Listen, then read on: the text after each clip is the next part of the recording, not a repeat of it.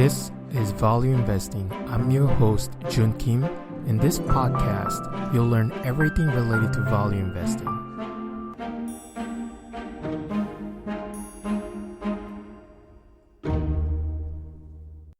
Hello, fellow investors. Welcome to another episode of the Value Investing Podcast. On today's show, I'm going to talk about this book called The Most Important Thing by Howard Marks. Howard Marks is the chairman of a successful investment firm called Oaktree Capital Management. And he's one of the value investors that I admire, and he has written a number of books in the past. But I think that this book actually is one of the best ones that he has written, and I'm going to talk about details regarding this book. So it's going to be a very interesting topic, and there's going to be a lot of things that overlap with the principles from Warren Buffett and other value investors. So you'll probably learn something new, and you'll also recap what other value investors preach. So before I get into the details, let me give you a quick disclaimer, as always, that this podcast is for entertainment purposes only, and it is your responsibility to consult with your investment professional for any investment decisions. So without further ado, why don't we get started? In chapter 1, he said, the most important thing is second-level thinking. You have to think beyond the obvious first level thinking. So what he's trying to do, and the message he's trying to get across here, is that you have to become a contrarian investor. So when he said that the second level thinking, what he means by second level thinking is that a lot of people just accept whatever information as they come along. So for example, if the stock price goes up, they think that the stock is actually doing well, the company is doing well, and they're going to buy that specific company within the market. But the second level thinker is a contrarian thinker, where if the stock price goes up, then that means that the price is more expensive, so I may not buy the stock at that price. So it's actually thinking opposite of what other people are thinking. So that's called second level thinking. And he's saying that the second level thinking is critical for any investment decisions. And a lot of value investors actually share the same opinions. And that's what he's saying here in chapter 1. He said the most important thing is second level thinking. And also let me just here say the quote from this first chapter. He said that no rule always works. The environment isn't controllable. The circumstances rarely repeat exactly. Psychology plays a major role in the markets. And because it's highly variable, cause and effect relationships aren't reliable. So there are just a lot of things here. So let me just try to dissect what it means. First, he said no rule always works. I think I completely agree with this statement, because a lot of people are trying to find out magic formula, whatever that is, when it comes to investing. So if you go to Berkshire Hathaway annual meetings, or if you just listen to that online, then there's always someone asking Warren Buffett, Charlie Munger, if there's any formula they are using to calculate, for example, intrinsic value, or to identify good investment opportunities and so on. But there's no specific thing. I mean, when it comes to calculating intrinsic value, Warren Buffett uses discounted cash flow analysis formula, but he's not trying to be precise in terms of using a specific discount rate or using a specific cash flow in the future. So he knows that investing is more of art than science, and that's what Howard Marks is saying here. Investing is more of art than science, and there's no specific rule that always works. Over time, if there's a specific rule that works always, then it's going to be very easy, but investing is obviously not easy, and it's not easy to beat the market and so on. Even the quant managers have to recalibrate whatever models that they have in order to stay on top. Because if you just use exactly the same model, then it's not going to definitely work forever. And he said that also the environment isn't controllable. and the circumstances rarely repeat exactly. I mean, things repeat. If you look at history, things repeat. However, whatever repeats is going to be different next time. So for example, we can have very high speculation in Bitcoin, but we had speculation in different asset classes in the past, and also there was internet boom around 2000 time frame. We had very, very high stock price for technology companies, and there was so much speculation because people think that internet is going to change the world, and that was definitely the case. But a lot of companies in the market were sort of garbage, like they were not worth the high valuation they actually got from that time period. And same thing right now. If you look at a lot of cryptocurrencies, there's just a lot of hype in the market, and the price of these cryptocurrencies actually have gone up to a certain level, and then it crashed. So there's going to be a lot of speculation always in the market. There's going to be always emotions in the market, but things will not repeat exactly the same thing. So that's just one example. And he also said that psychology plays a major role in markets, and I agree with this one. And in many cases, markets could actually keep calm, but over time you're going to have hype in the market, and also over time you might have a lot of pessimism in the market when market crashes. So just keep an eye on all these different activities and all these different events so that you can take advantage of that instead of being influenced by them. The last one that he mentioned in this quote is cause and effect relationships aren't reliable. This is very interesting thing to talk about, because if you look at investment world and what the investment media is trying to do is trying to always find the reason why the market is down, why the market is up on that specific day. So if the market is down, then they are trying to find out the reasons, and they are saying that, oh, this is due to trade war, it's due to the Federal Reserve saying that they're not going to increase the interest rate. It's possible that the market is down or up because of those reasons that they mentioned. But in many cases, what I have seen is that they're trying to just justify the market fluctuations, even though in many cases they are random walk. So I think that's something to keep in mind, because they are in the business of entertaining people, and they need to find out the reasons because that's what people want to hear. But in many cases, we don't have such thing. And in many cases, it's better if we just ignore market fluctuations on a daily basis. Okay, so that's what's covered in chapter 1. So let's move on to the chapter 2. Here, Howard Marks said, the most important thing is understanding market efficiency and its limitations. While it is true that many markets are fairly efficient most of the time, they are not always efficient. Investors allow greed, fear, and other emotions to defeat their objectivity.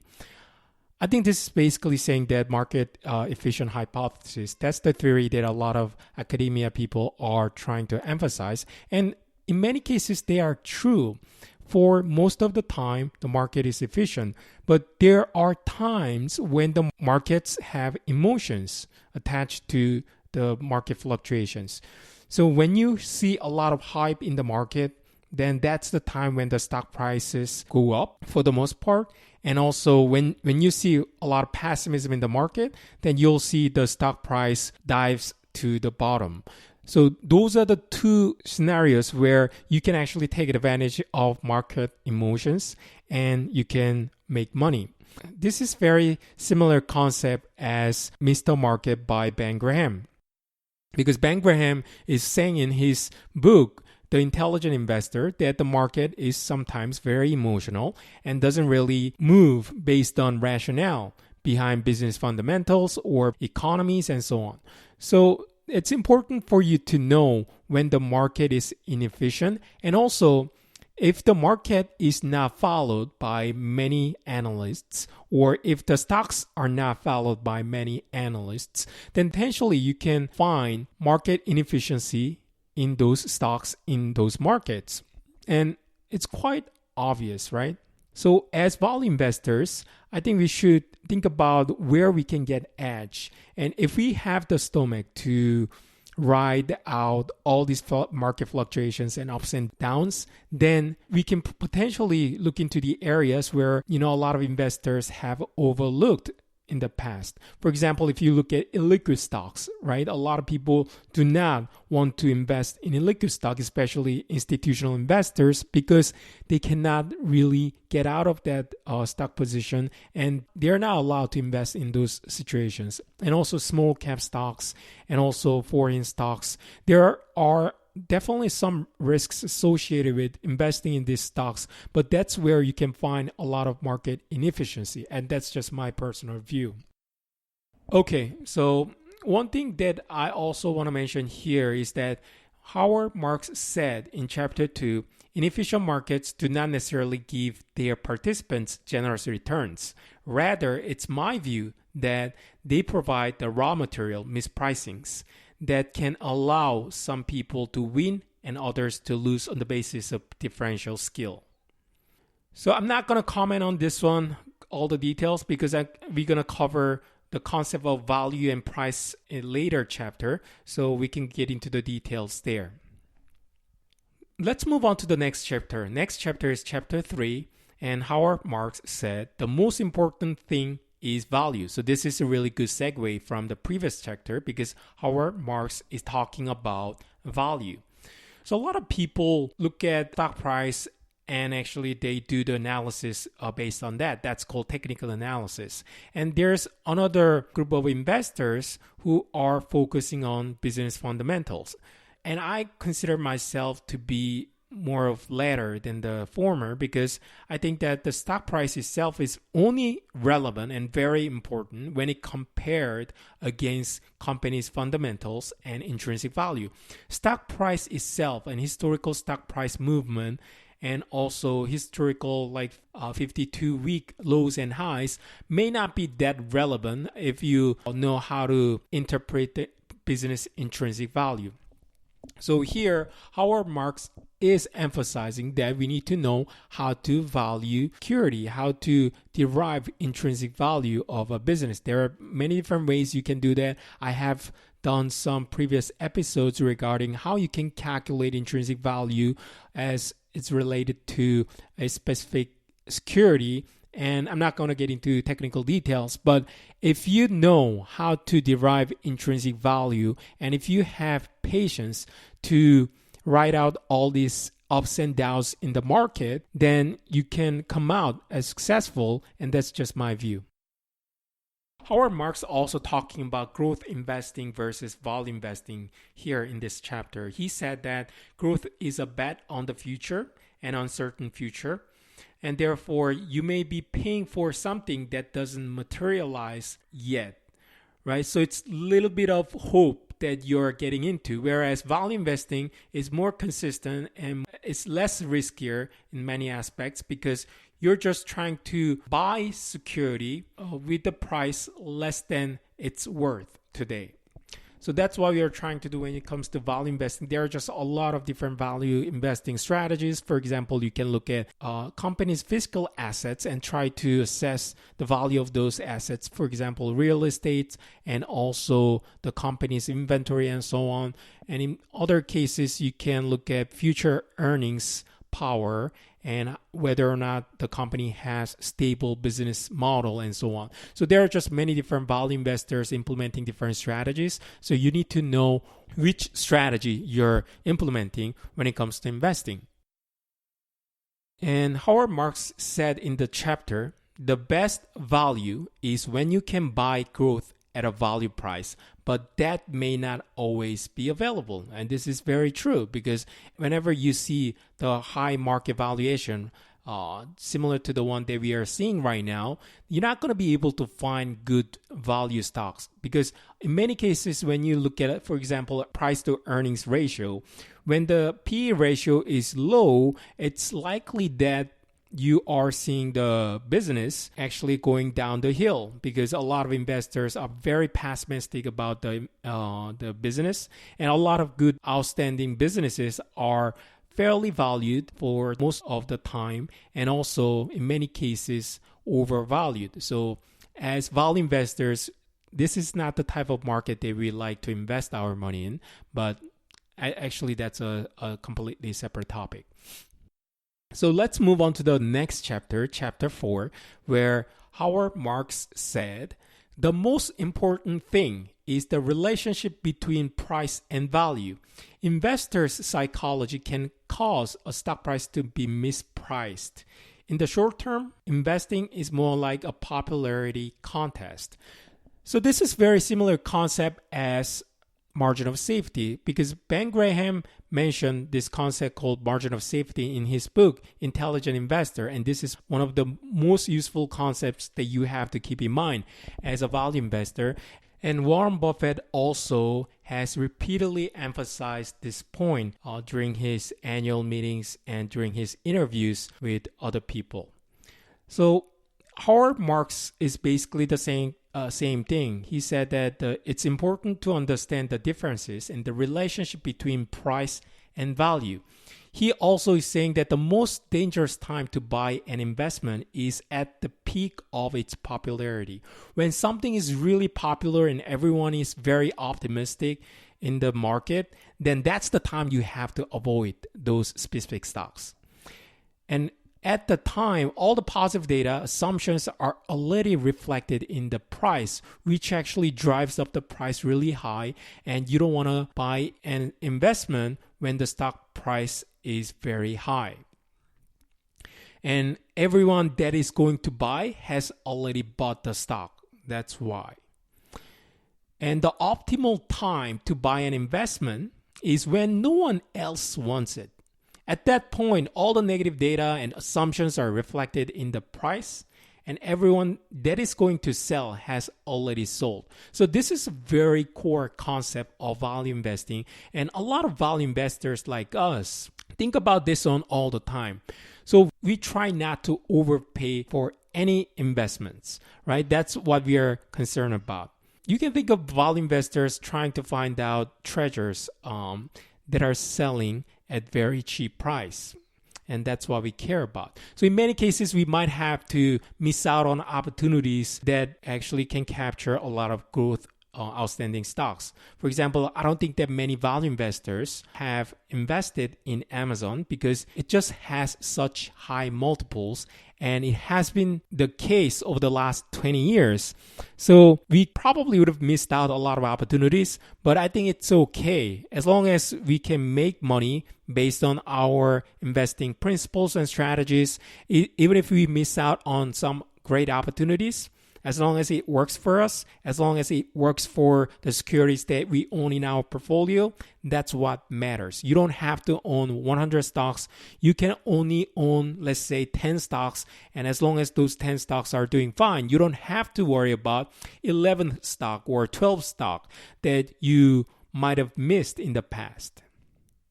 Okay, so let's move on to chapter 5, where Howard Marks said, the most important thing is understanding risk. There are several misconceptions about risk. He said, riskier assets don't necessarily provide higher rates of return, or they wouldn't be riskier. Risk doesn't come from weak fundamentals because almost any investment, but at the right price, can be a profitable investment. Risk doesn't come from volatility. Risk doesn't come from how an investor reacts to volatility. So there's just a lot of interesting concepts here. So let me just touch upon some of them. He said that risk is very important and you need to know how to define the risk and understand the risk. So if you look at academia and also universities, when they define risk, they define volatility as risk, and they use measure called beta. And also a lot of people in the universities, they use concept called like standard deviation. I think there's nothing wrong about that. A lot of times Warren Buffett and Charlie Munger have criticized this concept of beta and standard deviation because to them it doesn't make sense, because let's say the stock price goes down by 50% and business fundamentals stay intact, then that's the time you need to buy. Actually, the risk of investing in that specific security went down because the stock price is a lot cheaper than before. But it's also possible that the stock price drop and decline could have been justified by business fundamentals deterioration. So if that's the case, you have to assess whether stock price decline can be justified by business fundamentals. Anyway, the reason why I said it could be fine to define the risk that way from academic perspective and also quantitative perspective, there's no other alternative that you can use for a lot of quant managers. So I think this is one of the best measures you can use. If you're a quant manager, then this actually captures risk relatively well if you just group a bunch of hundreds of securities together. And I think this is a relatively good measure for quant managers. But if you're a value investor, and you have to be very careful, even if you have very high volatility, high standard deviation, that doesn't mean that these securities are riskier than other securities. It's just more volatile, which means it's going to give you more opportunities to invest at a low price. So you have to know how to distinguish between volatility and risk in that sense. So as value investors, what is the true risk? That's the question you have to impose to yourself. And to me, the true risk is to lose your money. That's very simple, right? And how can you lose money? Because we are very patient investors, and the only way that we can lose money is we have the risk of understanding business in the incorrect manner, and later it turned out that we are wrong about business fundamentals, business prospects in the future. Then that's the time we might have to sell our securities at a discount compared to the original purchase price that we paid. And if that ever happens, then we're gonna actually have to book permanent loss in our book. So that's the true risk. So we need to know how we can assess the business and how we can make sound decisions so that we can avoid the risk of losing the permanent capital in our portfolio. And if you're trying to assess your portfolio returns over the long term, what happens is, I think Howard Marks also mentioned in his book that it's not that you need to have really outstanding performers in your portfolio.